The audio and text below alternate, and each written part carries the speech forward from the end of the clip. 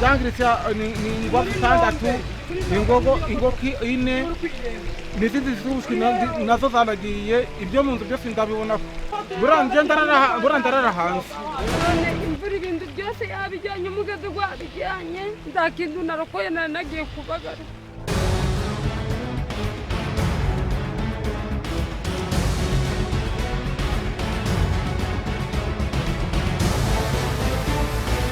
Ujya ubuyobozi buradukunda, badushishikarije kera ngo tuve mu mubande, mbega tukumva ko batwanga.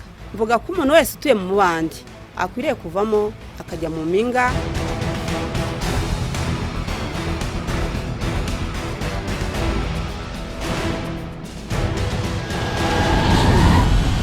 Tubaha ikaze mu kiganiro cya Minisiteri y'Imicungire y'Ibiza n'Impunzi. Tugiye kugaruka ku biza bisigaye bigaragara muri iyi minsi biri gutezwa n'imvura nyinshi, akenshi bivanze umuyaga ndetse n'inkuba. Tuze kureba ibiza biri guteza n'inama tugirwa zadufasha kugira ngo dukumire ibiza aho biramutse bibaye, cyangwa se tukaba twanabasha kubikumira burundu. Mu kiganiro cy'uyu munsi turaza kureba abaturage bo mu murenge wa Nasho mu karere ka Kirehe ndetse n'abaturage bo mu murenge wa Remera mu karere ka Ngoma bahuye n'ibyo biza ariko bagahabwa ubufasha. Ikaze mu kiganiro cyacu. Imvura nyinshi ivanze n'umuyaga n'inkuba bikomeje guteza ibiza birimo imyuzure, inkangu, inkubi y'umuyaga n'inkuba. Mu karere ka Kirehe ndetse na Ngoma naho hari mu turere turi kugaragaramo ibiza, bikaba biri kugira ingaruka zitandukanye ku baturage. Mu murenge wa Nasho gusa imvura yaguye ijoro rimwe itwara ubuzima bw'abantu babiri, inzu 157 zisenyuka burundu, nayo zasenyutse byoroheje ni 197. Imyaka kuri hegitari 353 irangirika. Bamwe mu bagezweho n'ingaruka z'ibiza mu murenge wa Nasho baravugana agahinda uko imyuzure yaturutse mu misozi yasendereye aho batuye ikabangiriza. Imvura isanzirwa ariko ikintu kibitera ni amazi aturuka mu misozi. Mbere rwose natwe ntago tuzi ikintu cyateye aya mazi, mbere nta mazi twabonaga hano. Igihombo kigiye kunteza. Urabona ko narashoye amafaranga menshi. Buriya hamaze kugira nka miliyoni 5. Twari tuyirimo kuko n'indi yari ikuze ishaje turi kuyivugurura nyine. Imbere hagiyemo ibintu byinshi bitegeta bitanda, ibintu byose byo mu nzu byaragiye. Twagiye kubona tubona nk'amasata ga nijoro, umuzoguru haza kwinjira mu nzu, kumaje kwinjira mu nzu nuko ubwo tutabaza abaturage baradutabara, ariko amazi amazi gahabaga, amazi gaje ejo bundi garabuzinzira, amuzungu yarahinze arafatanya. Ubwo rero garaje turatema tujya dute biranga.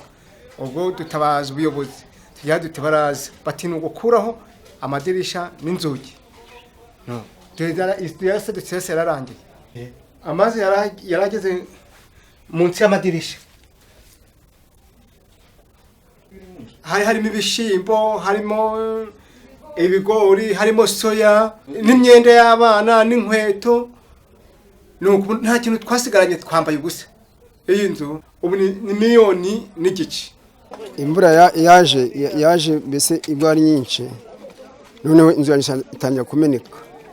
Amazi yuzura ku nzu. Hanyuma fondasiyo yose iramenagurika, inzu yose iraduka. Yinjiye muri za fondasiyo, yinjira mu miryango yose. Yavuye mu mapivo agera mu muhanda ruzura, agera ku nzu yose no kumbuga hose ageraho.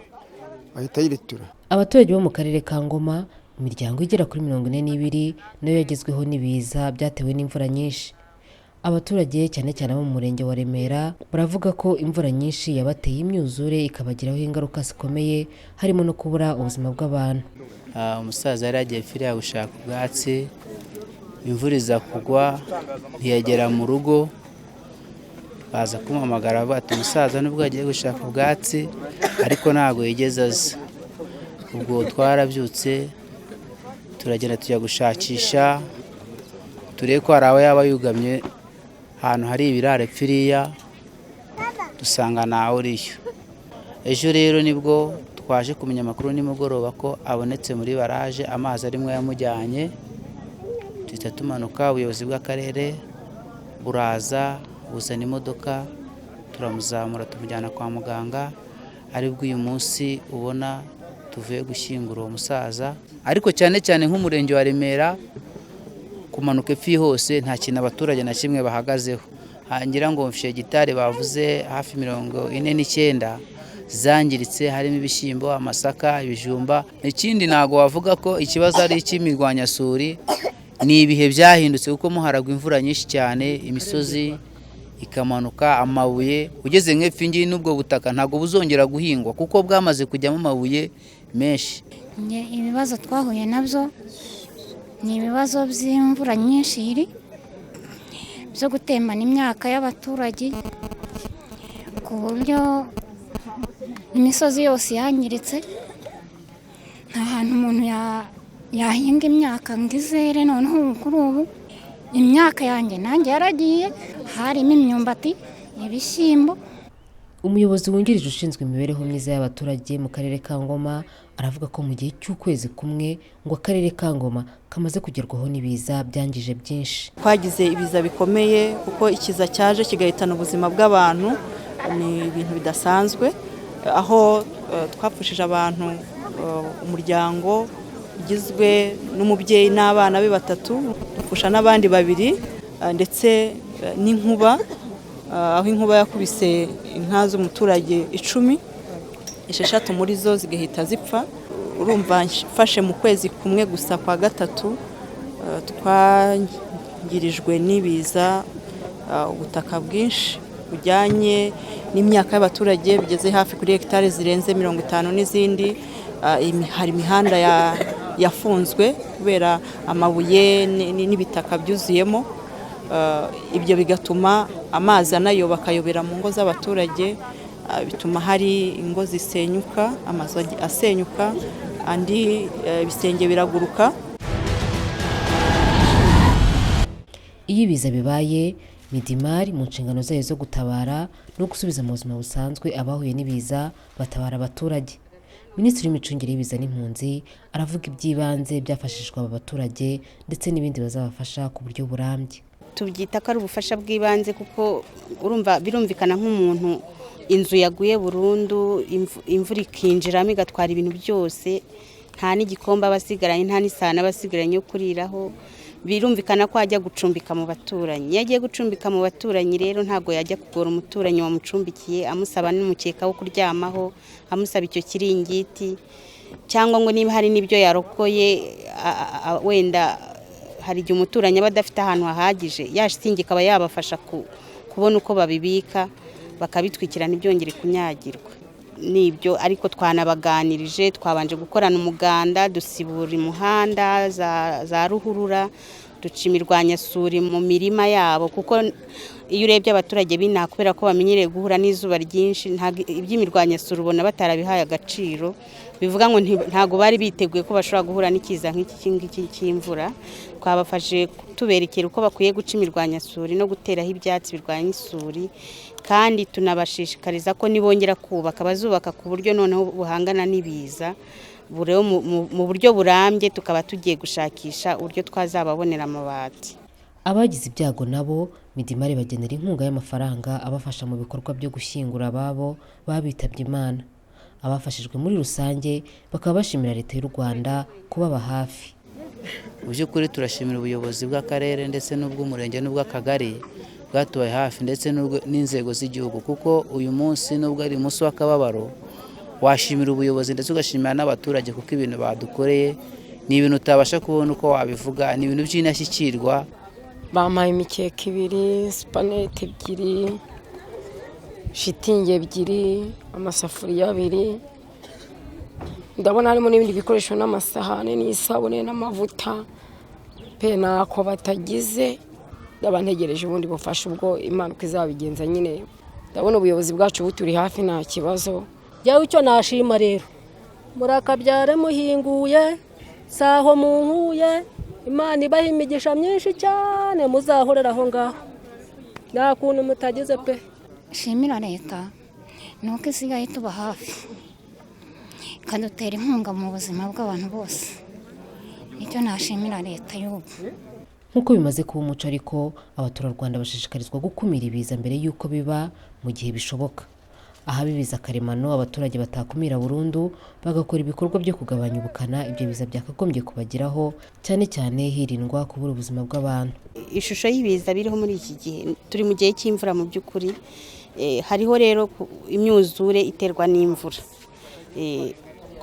Ngira ngo mu minsi ishize twagiye no muri Rubavu ahari haje umwuzure kubera umugezi wa Sebeya wuzuye kubera imvura. Na hano rero nicyo kiza cyari cyahabaye, ni kiza cy'imvura cyateye imyuzure, imyaka iragenda, inzu zirasenyuka.